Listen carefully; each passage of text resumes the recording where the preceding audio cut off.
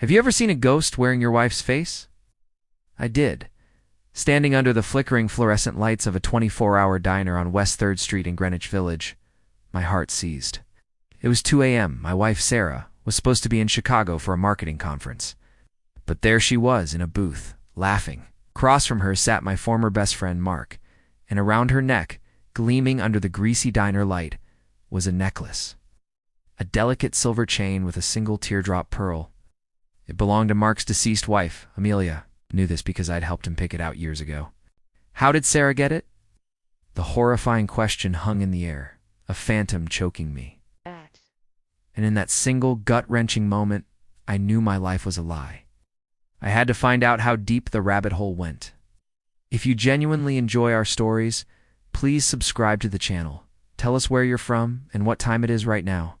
It's always fascinating to know how far our story flows. The sound of Sarah's laughter, a sound I once cherished, now echoed in my ears like a death knell. I backed out of the diner before they could see me, my body moving on autopilot. I stumbled down the street, the cold Manhattan air biting at my skin, but I felt nothing but a hollow, roaring fire in my chest. Just that morning, she had called me from her hotel room in Chicago, her voice a sweet melody of lies, telling me how much she missed me. The conference, the business trip, it was all an elaborate stage for their betrayal.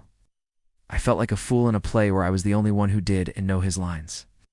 The public humiliation washed over me in waves. Here I was, the devoted husband, working late to support her ambitions, while she was a few miles away, draped in another man's stolen memories. Looking back, the signs were all there, like tiny cracks in a dam I refused to see. The late nights, she claimed, were work deadlines, a sudden obsession with her phone, angled away from me just so. The way she'd go silent when I walked into the room while she was on a call, ending it abruptly with a clipped, "I'll call you back." She started dressing differently, more provocatively for her girls' nights out. I'd compliment her and she'd just give me a detached smile, her eyes already somewhere else. I'd ask about her day and her answers became vague, polished summaries that offered no real detail. The warmth that once filled our home in Brooklyn Heights had evaporated, replaced by a polite, sterile distance. I had chalked it up to stress from her demanding job at a high-end art gallery. I was a fool. A trusting, loving fool. The real discovery began slowly, a quiet descent into hell. It started with a credit card receipt I found while cleaning out her car. A charge for a room at the Bowery Hotel, time-stamped for a night she was supposedly at her sister's. When I asked her about it, she waved it away. Oh, my card must have gotten mixed up with a colleague's during a work lunch. Her answer was so smooth, so practiced. Then came the phone calls. I saw Mark's name flash on her screen late one night. "He's just having a tough time since Amelia passed," she'd said, her voice dripping with false sympathy. "I'm just being a good friend." I wanted to believe her. God, I wanted to. But the seed of doubt had been planted, watered by that diner scene, and it was growing into a thorny, choking weed. The final nail was a text message I glimpsed over her shoulder. From Mark, "Tonight was incredible. Can't stop thinking about you." She saw me see it, and for a split second, panic flashed in her eyes before being replaced by a chilling mask of indifference. From that moment on, the woman I married disappeared. In her place was a cold, manipulative stranger. When I tried to confront her, she turned it all on me. I was being paranoid, insecure, controlling. She called me crazy. She gaslighted me with such expertise it was terrifying. "Maybe if you paid more attention to me instead of your work, I wouldn't need to lean on friends like Mark," she spat at me one night, her words like venom. She made me feel like her affair was my fault. The love in her eyes was gone, replaced with contempt. She and Mark grew bolder, more arrogant. They stopped trying to hide. I saw his car parked down the street from our apartment. She'd come home smelling of his cologne. They felt untouchable, wrapped in their bubble of deceit, laughing at the clueless husband they thought I was. At a mutual friend's party, I watched them from across the room, sharing a private joke, their hands brushing. Mark looked over at me and gave a smug, almost imperceptible smirk. He was enjoying it. He was enjoying my pain. That night after the party, I finally broke. I went into our home office, closed the door, and slid to the floor. The weight of it all crushed me. The years we'd built, the future we'd planned, it was all smoke. I wasn't just losing my wife.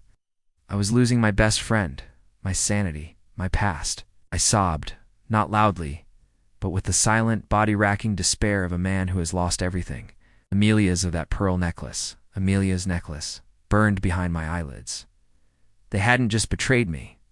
They had desecrated the memory of a dead woman. And in that moment of absolute brokenness, something new was born. The grief turned to ice. The sadness hardened into a cold, diamond-sharp resolve. They wanted to destroy me. Fine, but I was going to burn their world to the ground first. My breakdown became my breakthrough. The next day, I was a new man. On the outside, I was the same beaten-down husband, apologetic and distant. On the inside, I was a strategist, a hunter. My mission was simple: gather irrefutable proof. I hired a private investigator, an ex-NYPD detective, with eyes like chips of granite. He was expensive, but worth every penny. He wired our apartment for audio, placed a GPS tracker on Sarah's car, and began surveillance. The evidence flooded in. Photos of them kissing in a parking garage on Wall Street. Audio recordings of their intimate conversations, full of their plans for a future together, funded by my money. They mocked me, calling me pathetic and predictable. The most damning piece of evidence was about the necklace. On one recording I heard Sarah ask, "Are you sure no one will recognize this?" And Mark's chilling reply, "Amelia's family lives in California. Besides, it looks better on you. It's like she's alive again, but better." That was it. That was the key. I also started a quiet financial audit. I discovered Sarah had been siphoning money from our joint savings account into a private one. Legally, it was a mess. Morally, it was a declaration of war. With a hard drive full of evidence, I began setting my traps. The revenge had to be surgical, hitting them where it hurt most: their reputation, their finances, and their freedom. First, I contacted a top-tier divorce lawyer in Manhattan, a shark known for taking no prisoners. We filed for divorce citing adultery, using the PI's evidence to freeze all our joint assets immediately. Sarah was served the papers at her gallery, in front of her boss and wealthiest clients. The papers detailed her affair with Mark and the theft from our accounts. The first trap had sprung. Next, I reached out to Amelia's family. I flew to Los Angeles and met with her parents and her brother, a prosecutor for the LA County District Attorney's Office. I sat in their quiet living room, my hands shaking as I played them the recording of Mark talking about the necklace. The look on their faces was a mixture of grief and pure fury. Her brother looked at me, his eyes hard.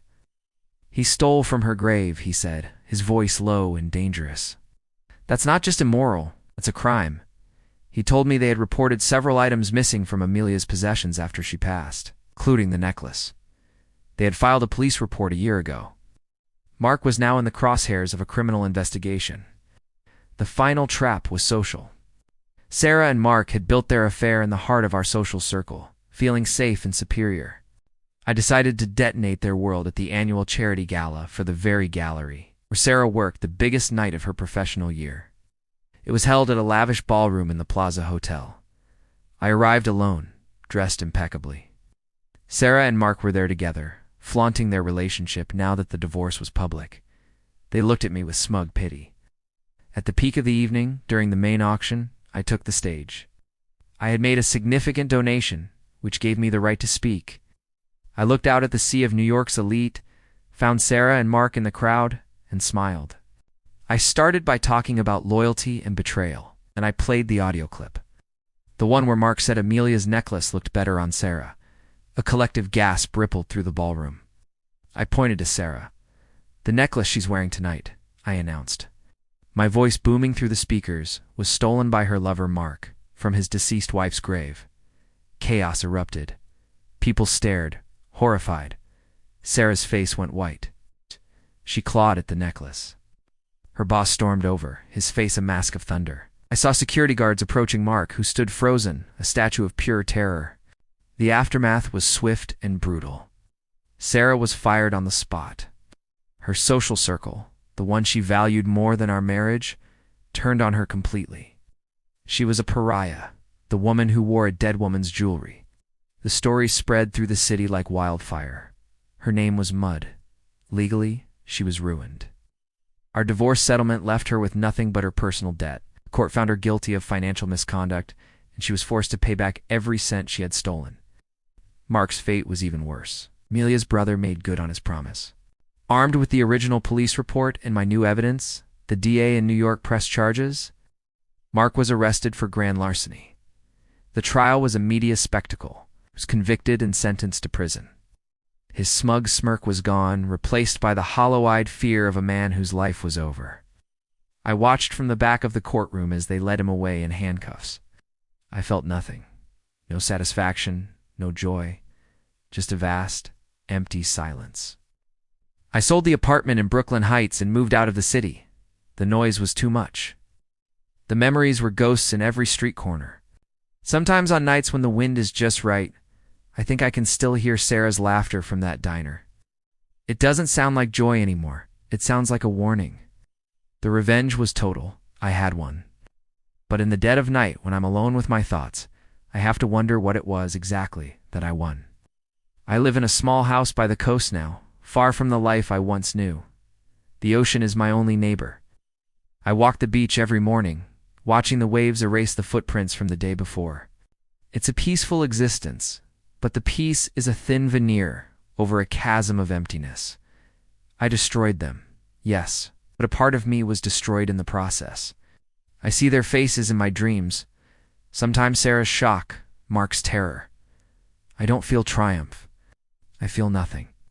The fire of my rage burned so brightly that it consumed everything in its path, including the man I used to be. All that's left are the ashes. The silence is the loudest thing in my house. The end.